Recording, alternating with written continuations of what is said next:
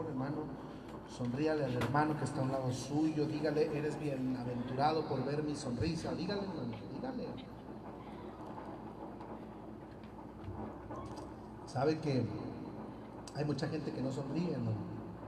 Hay mucha gente que vive en depresión aguda y que no sonríe, y la sonrisa, hermano, es algo muy maravilloso. ¿Cuántos dicen amén? Es algo muy especial, ya que pues por medio de la sonrisa expresamos nuestros sentimientos. Bendito sea el Señor Jesús. Hoy es un día muy especial en el mundo occidental, hermano. Hoy se celebra la pasión de Cristo o la resurrección de Jesús. Amén. Y sabe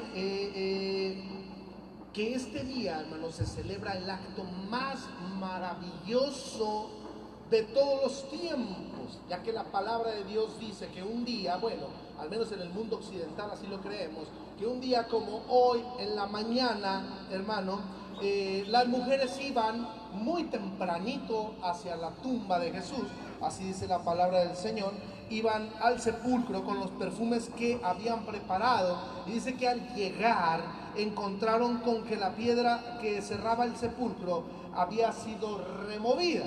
Amén.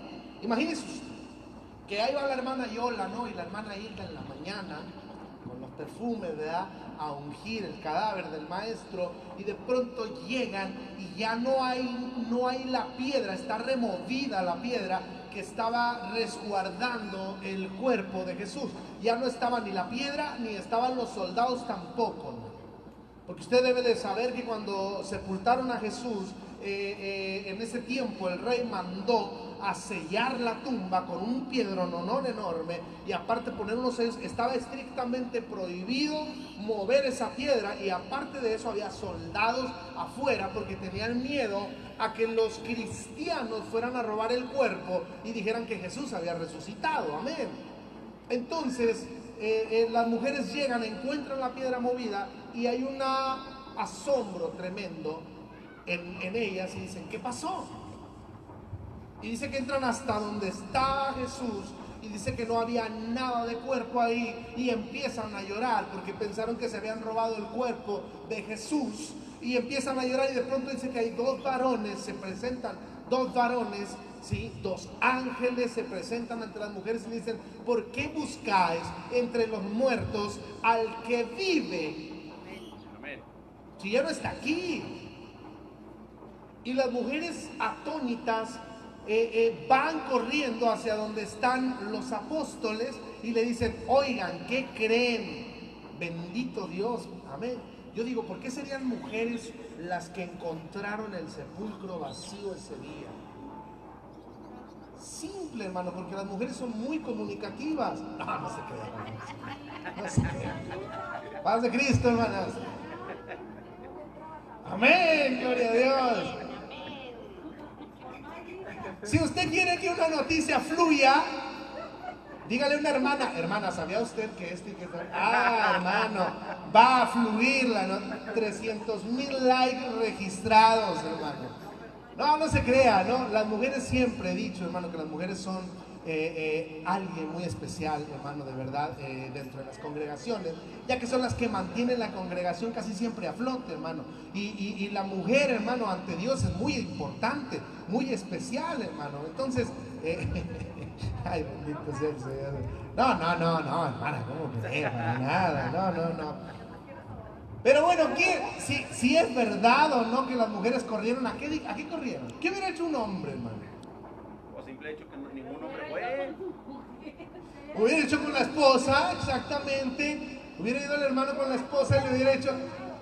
Imagínese usted a Sergio, si va a Sergio y Alexis ahí a la tumba, o yo. Oye, ahí va Sergio, ¿con quién cree que va a ir Sergio?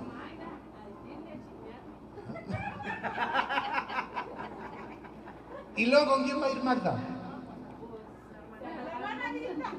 Ándele a todo, ¿no? Publicando, ¿no? Aquí desde la tumba vacía, ¿no? Hermanos, paz de Cristo. ¿Sabe que cada año se predica de lo mismo, hermano? Cada año, año tras año, se predica de lo mismo. Oiga, hermano, Semana Santa empiezan las películas a invadir a la sociedad, hermano. Canal 5, Canal 7, Canal 13, y los que tienen Megacable, pues todos los canales hablan de lo mismo, hermano. Cada año, ya llegó la Cuaresma, bendita capirotada. ¿Cuántos dicen amén? Torrejas y 15. Oiga, hermano.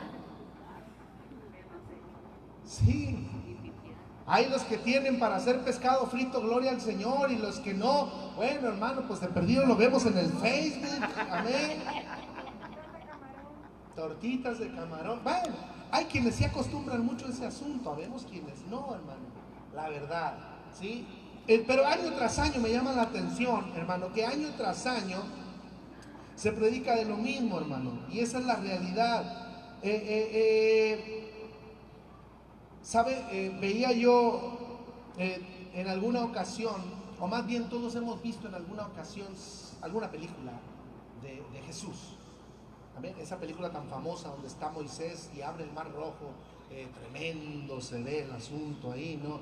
O cuando están crucificando a Jesús, hermano, la película esta famosa, La Pasión de Cristo, que vino a conmover a tantas miles de personas en el mundo, hermano. Mucha gente se convirtió al evangelio porque realmente vio cómo más o menos había sucedido en ese tiempo en la crucifixión de Jesús. De hecho, leía yo en la mañana que uno de los actores, el cual representa a Barrabás, el actor se convierte a Jesús en esa película, y me llamaba mucho la atención que el director Mel Gibson le dice a Barrabás, al que hacía de Barrabás, le decía, tú no puedes ver al actor que hace de Jesús.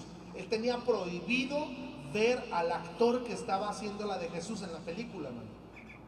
Y él le dice que ¿por qué? Le dice, pero ¿por qué no puedo ver yo a este actor? Le dice, es que yo quiero que cuando lo veas la primera vez tengas esa expresión que tuvo Barrabás cuando vio al maestro por primera vez. Él no sabía realmente, dice en una entrevista, él no sabía realmente cómo era como yo iba a ver a este actor. Dice que cuando lo vio maquillado, pues como si estuviese tan golpeado, ensangrentado, y dice que cuando él lo vio, dice que lo que vio fueron sus ojos. Dice, sentí como si realmente estuviera yo viendo a Jesús en persona. Dice, fue tanto mi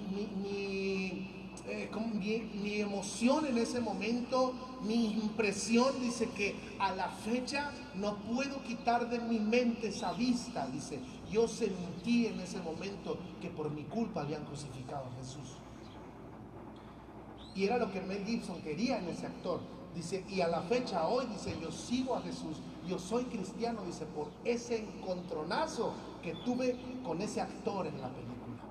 Y muchos de los actores de esa película se convirtieron al evangelio. Oiga, si usted lee la reseña de cómo fue ese asunto de la película, usted se puede dar cuenta que la película fue terminada un año antes de que se lanzara a Hollywood, hermano, y era con otros actores. Y tuvo Mel Gibson que volver a hacer toda la película, hermano, con los actores que conocemos actualmente, porque Dios le dijo que así lo hiciera de nuevo.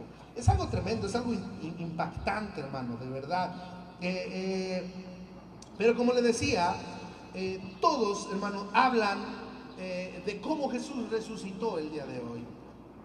Pero hoy quiero hablar más que nada de la grandeza de Dios, de cómo su amor tan infinito nos cubre día a día, hermano. Y si bien es cierto que Él murió por nosotros, lo hizo con un propósito específico. ¿Cuántos dicen amén?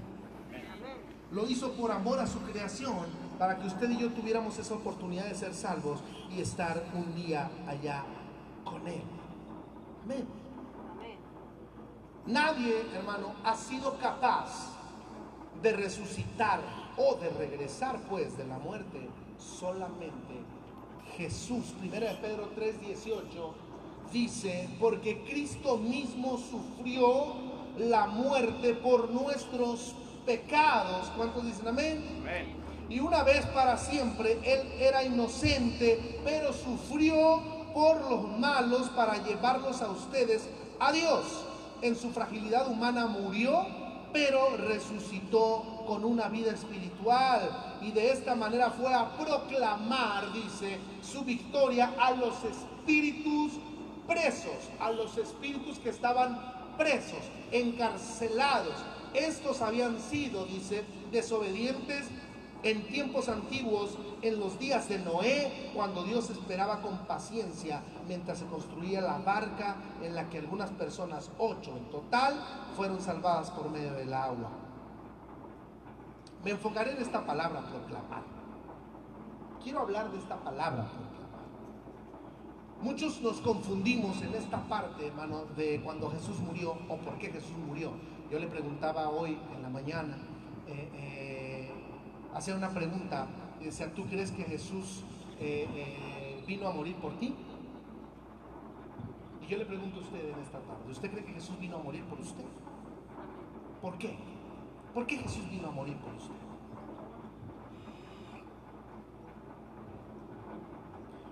Quiero enfocarme en la palabra. A ver, cuando terminemos este servicio, cuando terminemos esta predicación, yo quiero que usted se lleve un enfoque diferente de lo que Jesús hizo por usted y por mí. Amén. Porque todos hablamos de una manera muy superficial. La mayoría de los pastores siempre hablamos de una manera muy superficial relacionada a la muerte de Jesús. Pero hoy quiero enfocarme un poquito más, o tratar de profundizar un poquito más, no mucho, porque luego no quiero que salgamos todos confundidos, sino que profundizaremos un poquito en esto. La palabra proclamar en el latín es donde se encuentra el origen etimológico del término proclama, que ahora vamos a analizar a continuación. En concreto, deriva el verbo latino proclamare, ¿sí? Quiero que me pongan mucha atención en esta palabra, porque muchos dicen que Jesús descendió a predicar las buenas nuevas a los espíritus encarcelados. Eso es un error garrafal, porque en ninguna parte de la escritura dice el Señor fue a predicar las buenas nuevas al infierno. Dice que el Señor bajó a proclamar a los espíritus que estaban presos, a los espíritus que estaban encarcelados, aquellos, dice la palabra, ¿sí? Aquellos que habían sido desobedientes en tiempos antiguos. Amén. Amén. Amén. En los días de Noé específicamente. Y yo quiero preguntarle a usted, ¿por qué Dios decidió raer de la faz de la tierra a toda la humanidad? Dice que por haberse multiplicado la maldad de una manera tan terrible, Dios se arrepintió de haber creado al ser humano, dice, y mandó, dice, destruir todo lo que había creado, al ser humano y también a todas las bestias del campo, a todas las aves del cielo, a los reptiles, a todo. Dice el Señor que mandó raer todo. Y yo siempre me pregunté, ¿por qué Dios mandó raer todo de la tierra? ¿Por qué mandó desaparecer todo de la tierra? ¿Por qué? Pero vamos más adelante. El verbo latino proclamare, que puede traducirse como decir algo delante de gente, y que se encuentra conformado por las siguientes partes. El prefijo pro, que es sinónimo de hacia adelante. ¿Sí? Aquí, hermano, quiero que me ponga mucha atención en lo que es proclamar. Del prefijo pro, que es sinónimo de hacia adelante, y el verbo clamare, que es equivalente a gritar o pedir en voz alta. Una proclama es una expresión pública de carácter militar. Una proclama es una expresión pública de carácter militar. El concepto también se refiere a ciertos anuncios que realiza una autoridad. ¿Quién era Jesús? ¿Quién era Jesús? Era Dios mismo. Amén.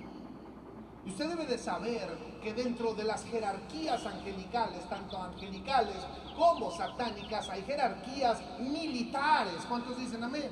Amén. Y que el jefe de todos los jefes siempre ha sido y será Jesucristo, hermano. Nadie más.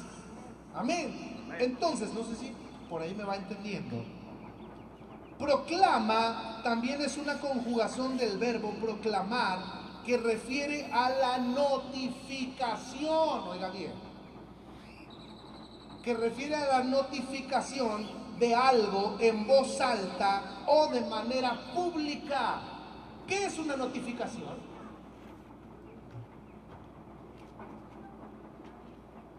Una notificación es cuando llegan y te dicen, esto es lo que está pasando. Esto es lo que está pasando. Tenga, ahí está. En ninguna parte de la Escritura dice que Jesús llegó a predicarle a los espíritus encarcelados. En ninguna parte de la Escritura dice que llegó Jesús a decirle, he traído las buenas nuevas de salvación a todos los que están encarcelados. Hermano, no es así, porque entonces estaríamos nosotros creyendo que realmente hay un purgatorio del cual se puede salir de vez en cuando. Dios se arrepiente y va y nos predica. Eso es un error. Jesús llegó a proclamar, amén, llegó a notificar en voz alta, de manera pública, a los espíritus encarcelados. Es una notificación para que los demás se enteren. Cuando el verbo se aplica a una persona, hace mención que el sujeto en cuestión ha sido investido de un logro o un cargo. No sé si por ahí me estoy dando a entender. ¿Qué fue lo que Jesús logró con su muerte? Investirse de un logro y tener el cargo más alto que cualquier otro hubiera podido tener. Jesús tenía control sobre la vida y la muerte, hermano. Y llegó a decirle a los espíritus encarcelados, a proclamar en voz alta, a decirles, a notificarles, yo soy el rey. Gloria a Dios. Así, yo soy el rey. Y de aquí no van a salir nunca.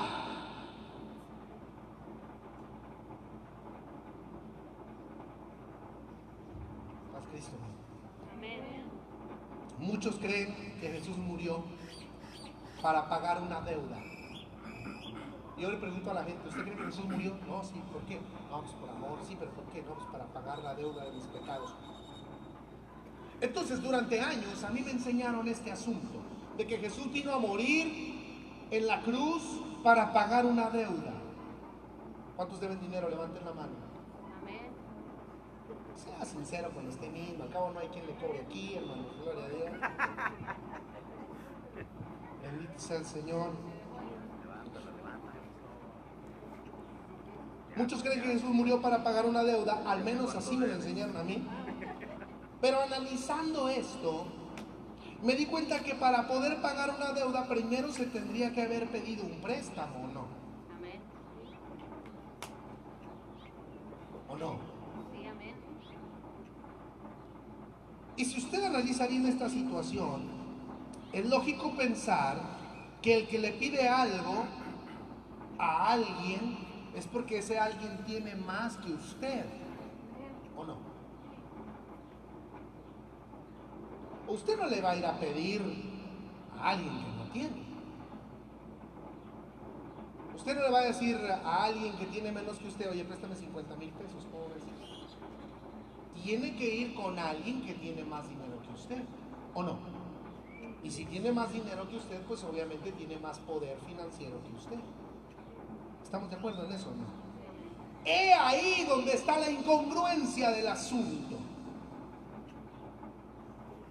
Porque muchos dicen que Jesús vino a pagar una deuda con el diablo por el pecado de la humanidad. ¿Y en qué momento cree usted que el diablo le prestó a Jesús algo?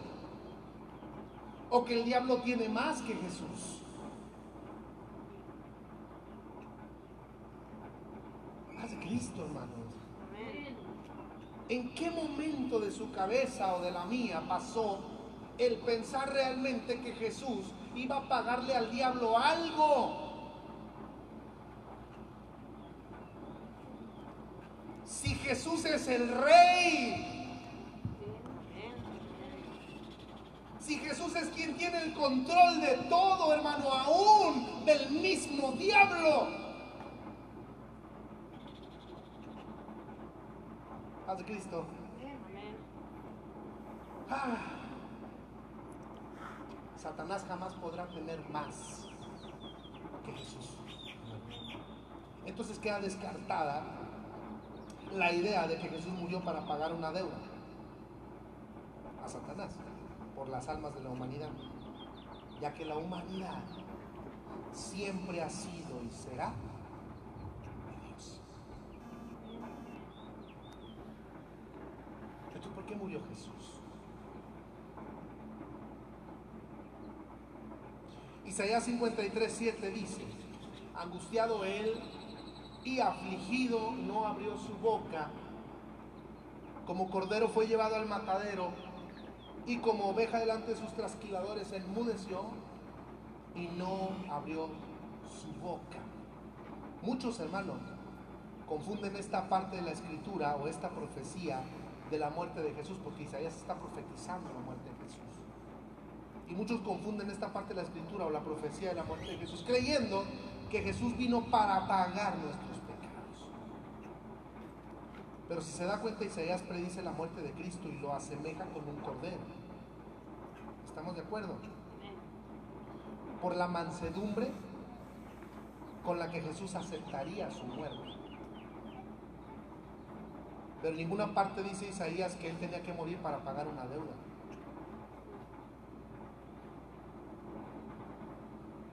De hecho, Jesús en una parte de la escritura dice que no quería morir, pero dice: Señor, que se haga tu voluntad y no la mía. Amén. Entonces, ¿a qué bajó Jesús al Hades? Note usted que en 1 de Pedro 3:19 dice: y de esta manera fue a proclamar su victoria a los espíritus que estaban presos. 1 de Pedro 3:19, vea lo que dice: y de esta manera fue a proclamar su victoria a los presos o a los espíritus que estaban presos. Ya sabemos que es proclamar. ¿Qué es proclamar, hermanos? Notificar. Bueno, una autoridad militar. 3:19. Y ahora, ¿a quiénes les proclamó esto? A espíritus encarcelados. Estos habían sido desobedientes en tiempos antiguos, dice la Biblia, en los días de Noé. Génesis 6 dice: aconteció que cuando comenzaron los hombres a multiplicarse sobre la faz de la tierra, y les nacieron hijas, y al ver los hijos de Dios que las hijas de los hombres eran hermosas, tomaron para sí mujeres, escogiendo entre todas. Amén. ¿Quiénes escogieron entre todas? Los hijos de Dios. ¿Quiénes eran los hijos de Dios? Los ángeles que descendieron del cielo a tomar a las mujeres en el libro de Génesis capítulo 6. Cuando usted analiza la palabra de Dios, se puede dar cuenta que hubo una alteración genética total entre ángeles y humanos. Hermano, que hubo una descomposición genética en la humanidad. Y si usted analiza libros apócrifos como el libro de Enoc, como el libro de Jacer, se puede dar cuenta que en esos libros habla de una manera tan cruda de lo que los ángeles hicieron en ese tiempo, porque dicen que no solamente hicieron alteraciones genéticas en los hombres. El libro de Jacer habla, hermano, de bestias modificadas de una manera genética. La mitología griega, hermano, no crea usted que es tan mitológica, hermano. La mitología griega habla de sátiros, hombres mitad cabra, mitad hombre. Libro de Isaías habla del sátiro también. La mitología griega habla del basilisco. Libro de Salmos habla sobre el león y el basilisco pisarás, dice. Posteriormente fue cambiada por basilisco por áspid, pero en las versiones muy antiguas no dice áspid, dice basilisco. Y así podemos irnos, hermano, en todas las alteraciones genéticas que hicieron estos espíritus o estos ángeles que en cierta manera desobedecieron a Dios. El libro de Enoc dice que Jesús condena a estos ángeles por haber procreado gigantes con las hijas de los hombres. Y dice que están encerrados en prisiones de obscuridad eternas. ¿A qué espíritus bajó Jesús a proclamar que había vencido, que era el rey, que él era el jefe? A esos ángeles, a esos espíritus. Y les bajó a decir con grado militar: yo soy el jefe. Y de aquí no van a salir jamás. Paz de Cristo, ¿no? Amén.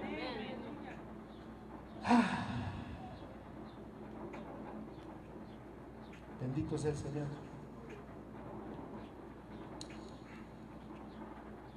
Hermanos,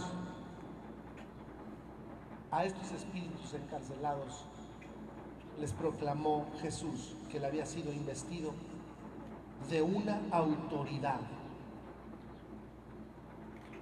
de que nadie tenía más autoridad. A partir de ese momento, nadie tenía más autoridad que él. Gloria a Dios. Aleluya. En pocas palabras, de toda la autoridad, hermano, nadie tiene más autoridad que Dios. Nadie, hermano, tiene más autoridad que Dios. Ni la ha tenido, ni la tendrá, jamás. Esto es algo maravilloso, ya que aquel que murió y resucitó tiene la autoridad para llevarnos a usted y a mí, hermano, a donde Él vive. Y fue con su muerte y su resurrección que empezó lo más grande, que hasta el día de hoy, hermano, nadie ha podido parar ni parará jamás. ¿Sabe qué? ¿Cómo se llama esto? El cristianismo.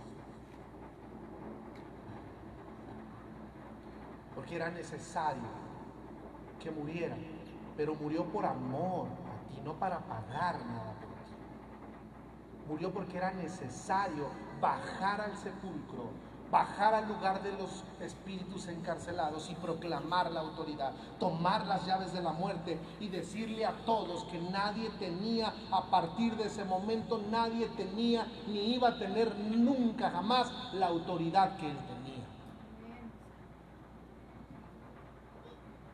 Y resulta que ese Jesús está hoy aquí. Amén. Gloria a Dios.